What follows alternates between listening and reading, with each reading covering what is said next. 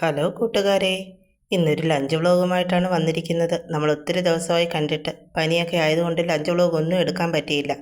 അപ്പോൾ ഇന്നത്തെ ലഞ്ചിന് എന്തൊക്കെയാണ് ഉണ്ടാക്കിയെന്നൊന്ന് നോക്കിയാലോ. ഇന്ന് നമുക്ക് ഇറച്ചിയോ മീനോ ഒന്നും കിട്ടിയിട്ടില്ല. അപ്പം നമ്മളിന്ന് കോവയ്ക്ക മസാലയാണ് തയ്യാറാക്കുന്നത്. കോവയ്ക്ക കഴുകി വൃത്തിയാക്കി അരിഞ്ഞൊക്കെ വെച്ചിട്ടുണ്ട്. സവാള എടുത്തിട്ടുണ്ട്, തേങ്ങാക്കൊത്തും എടുത്തിട്ടുണ്ട്. ഇനി ഒരു ചട്ടി അടുപ്പിലോട്ട് വെച്ച് ചൂടായപ്പോൾ അതിലേക്ക് ആവശ്യത്തിന് വെളിച്ചെണ്ണ ഒഴിച്ചു കൊടുത്തു. വെളിച്ചെണ്ണ ഒന്ന് ചൂടായി വന്നപ്പോൾ അതിലേക്ക് കടുകിട്ട് പൊട്ടിച്ചു. കടുക് പൊട്ടിയപ്പം കറിവേപ്പില ഇട്ട് കൊടുത്തു. പിന്നെ നമ്മൾ അരിഞ്ഞു വെച്ചിരുന്ന നമ്മുടെ തേങ്ങാക്കൊത്ത് ചേർത്ത് കൊടുത്തു. സവാള ഇട്ട് കൊടുത്തു.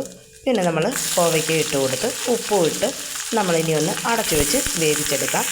നമ്മൾ വെള്ളം ഒഴിക്കേണ്ട കാര്യമില്ല. ചെറുതീയിൽ വെച്ച് നമുക്ക് വേവിച്ചെടുക്കാവുന്നതേ ഉള്ളൂ. കുറച്ച് സമയം എടുക്കുമെന്ന് മാത്രം. ചെറുതീയിൽ വെച്ച് നമ്മുടെ കോവയ്ക്കൊക്കെ ഇവിടെ വെന്ത് വന്നിട്ടുണ്ട്. നോക്കണം, നമ്മളൊരു കഷ്ണം എടുത്ത് കടിച്ചു നോക്കുമ്പോൾ നമുക്ക് അറിയാം വെന്തിട്ടുണ്ടോ എന്ന്. നന്നായി വെന്ത് കിട്ടണേ. വെള്ളം ഒഴിച്ചില്ലെന്ന് വിചാരിച്ച് വേവിക്കാതിരിക്കരുത്. നന്നായി കോവയ്ക്ക വെന്ത് കിട്ടണം.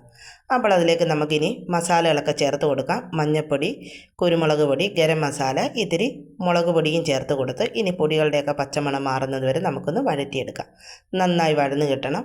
എന്നാൽ മാത്രമേ പൊടികളുടെയൊക്കെ പച്ചമണം മാറത്തുള്ളൂ. പൊടിയുടെയൊക്കെ പച്ചമണം ഉണ്ടെങ്കിൽ നമ്മുടെ കോവയ്ക്ക മസാലയ്ക്ക് ഒരു ടേസ്റ്റും ഉണ്ടാവില്ല. ഇത്തിരി കറിവേപ്പിലയും കൂടെ ചേർത്ത് കൊടുത്തു. ഇനി നമുക്ക് അടച്ചു വെച്ച് കുറച്ച് കഴിയുമ്പോൾ തുറന്നു കഴിഞ്ഞാൽ നമ്മുടെ കോവയ്ക്ക മസാല റെഡി. സൂപ്പർ ടേസ്റ്റിയായ ഒരു കോവയ്ക്ക മസാലയാണ്. നേരത്തെ തന്നെ ഞാൻ പറഞ്ഞല്ലോ ഇന്ന് മീനൊന്നും കിട്ടിയില്ല എന്ന്. അതുകൊണ്ട് തന്നെ നമ്മളൊരു വെണ്ടയ്ക്ക മോരുകറിയാണ് തയ്യാറാക്കുന്നത്. ഒരു തക്കാളിയും 3-4 വെണ്ടയ്ക്കയും പച്ചമുളകൊക്കെ എടുത്ത് വെച്ചിട്ടുണ്ട്. ഒരു പാത്രം എടുത്ത് ചൂടായപ്പോൾ അതിലേക്ക് ആവശ്യത്തിന് വെളിച്ചെണ്ണ ഒഴിച്ചു കൊടുത്തു. കടുകൊന്നും പൊട്ടിക്കുന്നില്ല. വെളിച്ചെണ്ണയിലേക്ക് നമ്മൾ അരിഞ്ഞു വെച്ച വെണ്ടയ്ക്ക ഇട്ട് കൊടുത്ത് ഒന്ന് വഴറ്റിയെടുക്കാം. അതിലേക്ക് പച്ചമുളക് ഇട്ട് കൊടുക്കുന്നുണ്ട്. പിന്നെ നമുക്ക് തക്കാളിയും ചേർത്ത് കൊടുക്കാം. വെള്ളം ഒന്നും ഒഴിക്കാതെ വേണം നമ്മൾ വേവിച്ചെടുക്കാൻ. ഇങ്ങനെ നമ്മൾ ചേർക്കുമ്പോഴത്തേക്ക് നമ്മുടെ വെണ്ടയ്ക്കയുടെ വഴുവഴുപ്പൊക്കെ മാറിക്കിട്ടും. ഇനി ഇത്തിരി ഉപ്പും മഞ്ഞൾപ്പൊടി ഇട്ട് നമുക്കൊന്ന് അടച്ചു വെച്ച് വേവിച്ചെടുക്കാം. അപ്പോഴത്തേക്ക് നമുക്കതിലേക്ക് വേണ്ട ഒരു അരപ്പ് തയ്യാറാക്കിയെടുക്കണം. തേങ്ങ, ജീരകം, മഞ്ഞൾപ്പൊടി, ഒരുള്ളി വെളുത്തുള്ളി എന്നിവ ചേർത്ത് നന്നായി അരച്ച് അതിലേക്ക് നമ്മൾ 1 കപ്പ് തൈരൂടെ ചേർത്ത് അടിച്ചു വെച്ചിട്ടുണ്ട്. ഇനി നമുക്ക് നമ്മുടെ വെണ്ടയ്ക്കയും തക്കാളിയും വെന്ത് കഴിയുമ്പോൾ അതിലേക്ക് ഇതിവിടെ ചേർത്ത് കൊടുക്കാം. എല്ലാം വെന്ത് കിട്ടിയിട്ടുണ്ട്.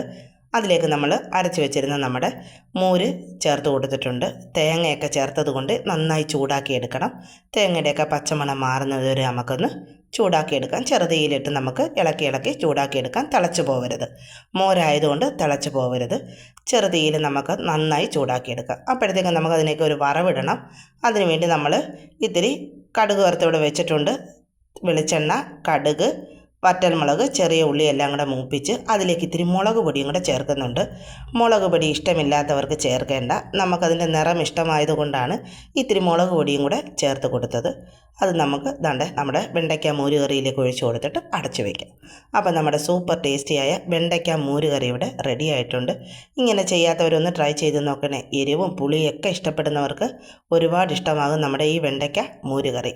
അപ്പോൾ ഇന്ന് നമ്മൾ 2 കൂട്ടം കറിയാണ് വെച്ചതെന്ന് പറഞ്ഞല്ലോ. പിന്നെ നമ്മളിത്തിരി തേങ്ങ ചമ്മന്തി അരച്ചിട്ടുണ്ട്.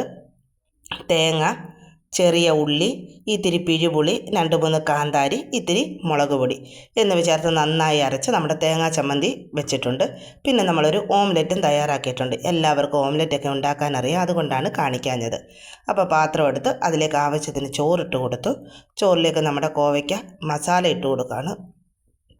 കോവയ്ക്ക മസാലയ്ക്ക് നല്ല ടേസ്റ്റാണ് കേട്ടോ. മീനൊന്നും വേണ്ട കാര്യമില്ല. ഈ മസാല ഇട്ട് നമുക്ക് ചോറ് പുരട്ടി കഴിക്കാവുന്നതേ ഉള്ളൂ. അതിലേക്ക് നമ്മുടെ തേങ്ങാ ചമ്മന്തി വെച്ച് കൊടുക്കുന്നുണ്ട്. പിന്നെ നമ്മുടെ ഓംലെറ്റ് വെച്ച് കൊടുക്കുന്നുണ്ട്.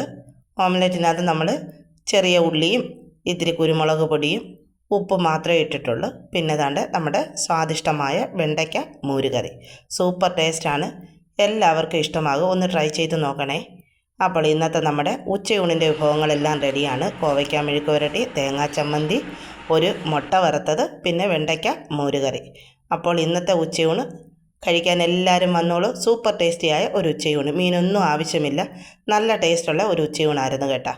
അപ്പോൾ എൻ്റെ ഈ വീഡിയോ നിങ്ങൾക്ക് ഇഷ്ടമായെങ്കിൽ ലൈക്ക് ചെയ്യണം, ഷെയർ ചെയ്യണം, സബ്സ്ക്രൈബ് ചെയ്ത് സപ്പോർട്ടും ചെയ്യണം. അപ്പോൾ വീണ്ടും മറ്റൊരു